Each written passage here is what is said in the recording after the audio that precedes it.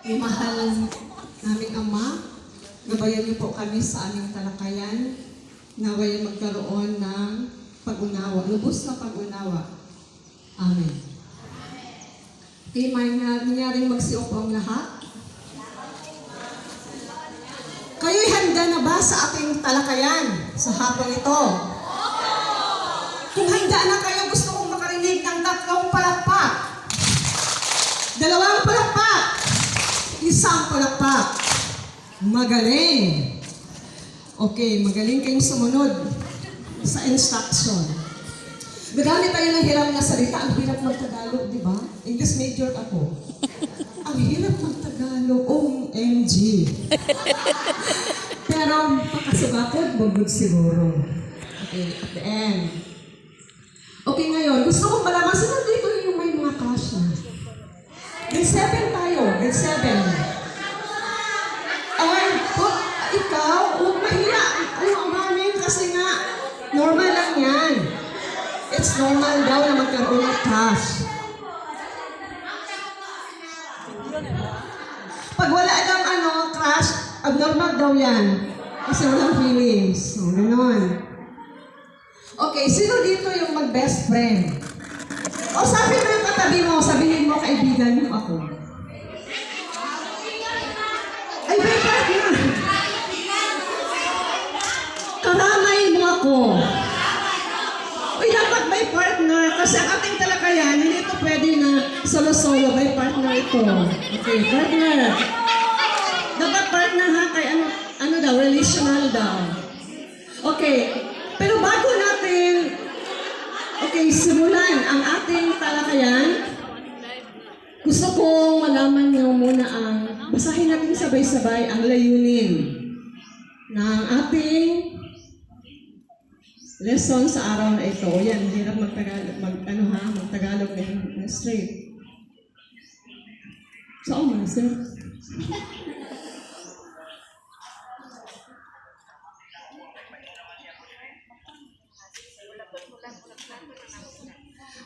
Makikita ba lahat? Pwede bang masahin natin sabay-sabay ang ating mga layunin?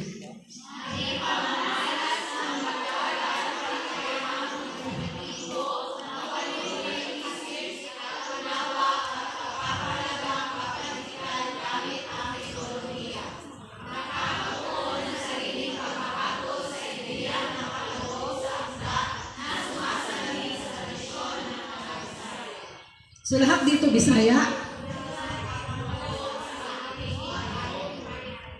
Okay. So lahat Bisaya? Okay, pero nakakaintindi naman ng Filipino? Okay.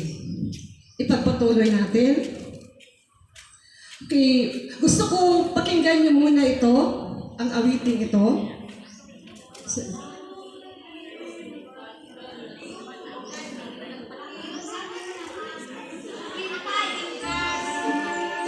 Pakinggan niyo muna kasi mamaya kayo na naman ang kakanta.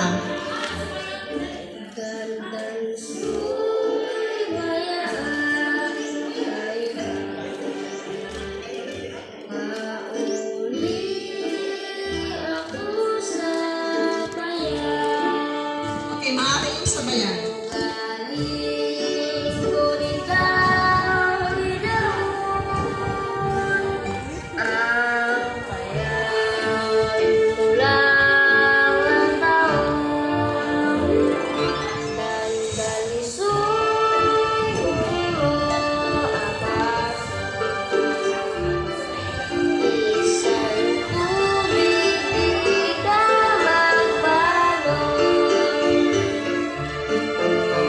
Bye.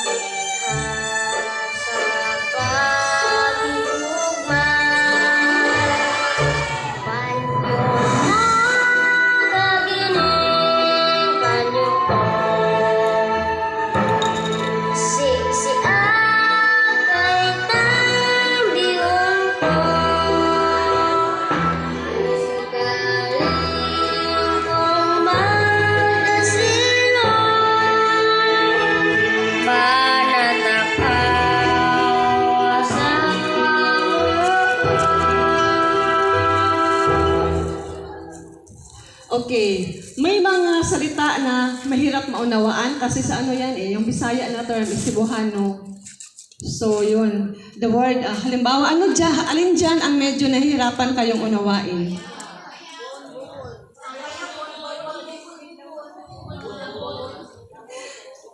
Okay, pag-usapan natin yan mamaya sa ating patuloy na talakayan. Okay, ito yung mga gabay na tanong. Okay, pag-ibasa nga ng unang tanong.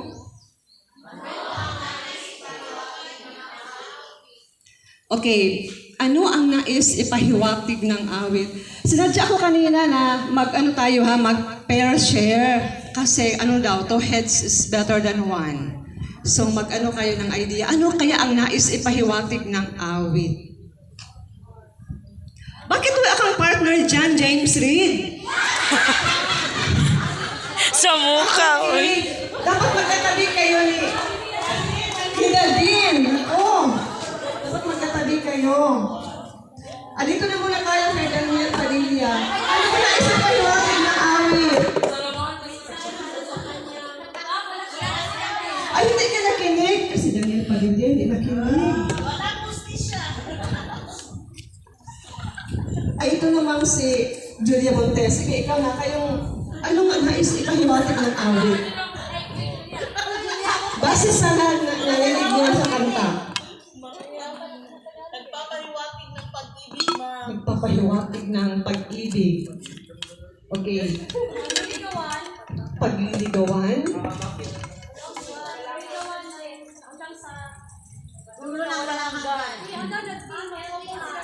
Hanggang sa sila ikasal. Sila ay happy forever sa dandansoy. Okay. Sige nga, pangalawang katanungan.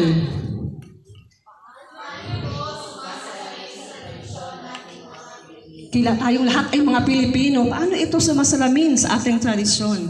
Huwag mag-answer lang sabay-sabay. You just raise your right hand. Paano ang Tagalog sa right hand? Itaas lang ang kanang kamay sa gustong sumagot. Paano ito sumasalamin sa tradisyon nating mga Pilipino? Yes, Althea Blanche, sa GMA. Sa GMA, sige, Ann Curtis. O, paano siya sumasalamin?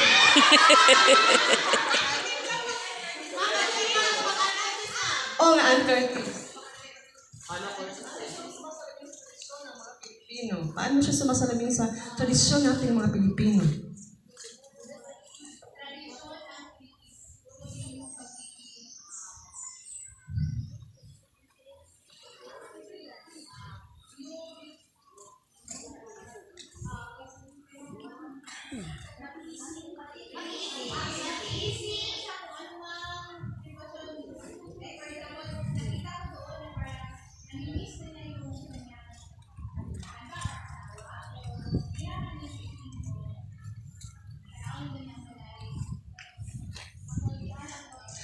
Ang mga Filipino kasi, masyado tayo mahabang pasensya.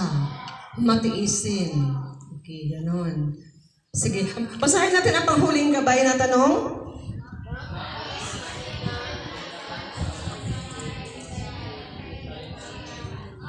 Oo nga, bakit mainam idaan sa kanta ang mga na hindi kayang sabihin ng harapan?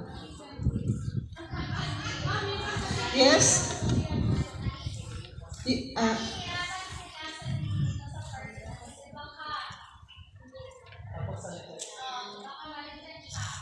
Oo nga, mas mainam na idaan na lang sa kanta. Depende na lang kung hindi manhid yung pinaparinggan mo ng awit. Okay, meron pa tayo isang awiting bayan, ipagpatuloy natin.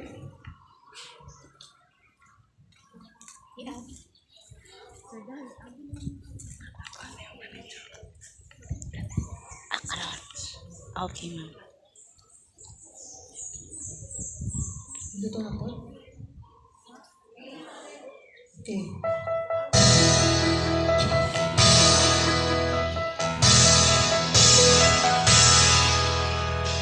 Si Belimon, na masul sa kadagatan, nakakuha isdang tampasakan. Ibaligya sa merkadong guba. Ang halin pulos kura, di ko lang ipanuba. Si Pelimon, na masul sa kadagatan. Nakakuha, o isdang tambasakan. Kibaligya, sa merkadong guba. Ang halin pulos kura, di ko lang 100 pesos worth of Gcash. Tama? 100 pesos worth of Gcash.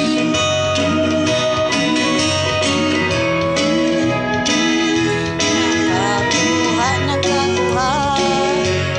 Isang Okay.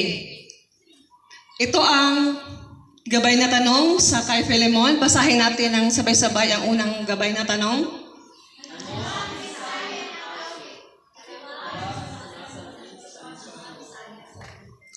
Okay.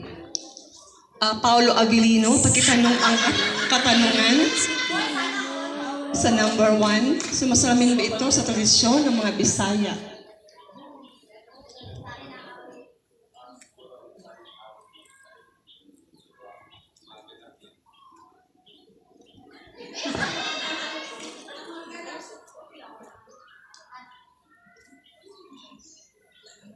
Ganap ng isang araw ng isang ordinaryong mangingisda.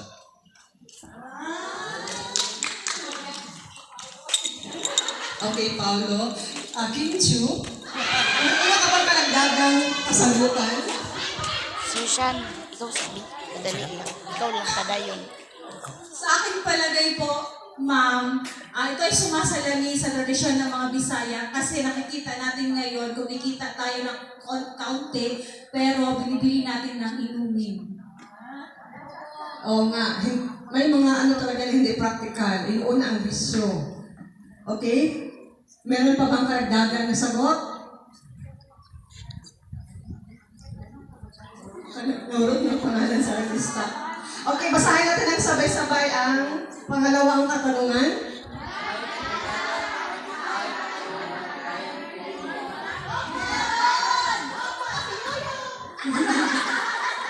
Oo nga, may mga kapitbahay pala kayo na kagaya ni Filemon. Na inuuna yung inumin bago yung bigas sa kanyang pagkain sana sa kanyang pamilya. Palahubog lang, pero mapalit ang bugas. Okay. Meron tayong, para sa panghuling katanungan,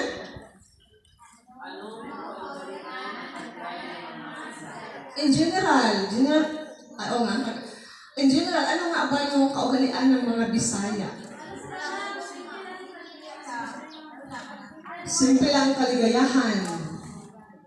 Kahit may may mga sakuna. Yes, mga Salvador, baka gusto mo isa-isa ang kaugalian ng mga Bisaya. Julian Santos?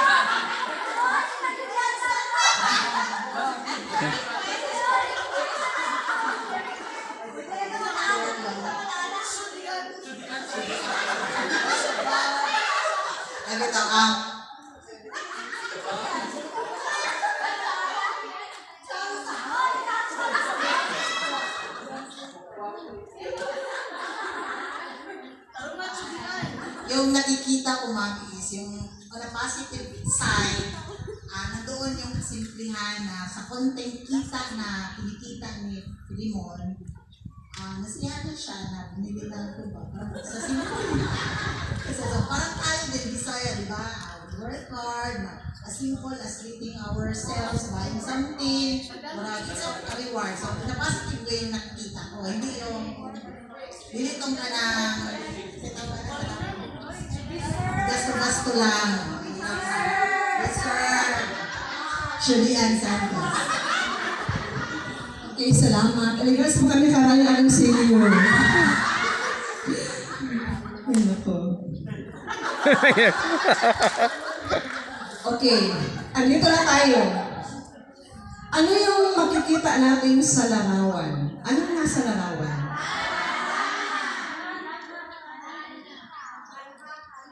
Okay, nanghaharana. Nangyayari pa ba ito sa makabagong panahon?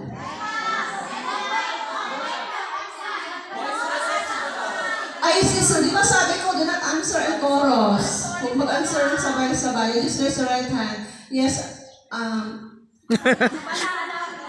oh, Ivana. and then Adarna.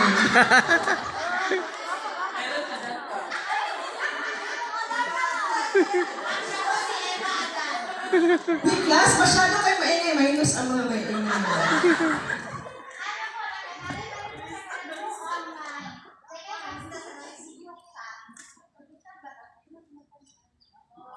Okay. Ah. Derek Ramsey. Okay. Sa tingin nyo, kapag kung hindi ito ginawa ng mga binata noon, magkakaroon ba kaya ng panliligaw? Magkakaroon kaya ng seryosong relasyon ang mga tao noong unang panahon? Oh, do not answer in chorus. Yes. Ano nga bang pangalan nito? Oo, ang artista na babae dito.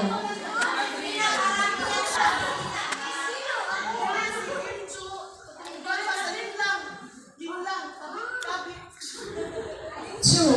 Ano na si Kim Chu? Ay, Kim Chu. Iba na. Kanya noon, magkakaroon kayo sa iyong relasyon sa unang panahon.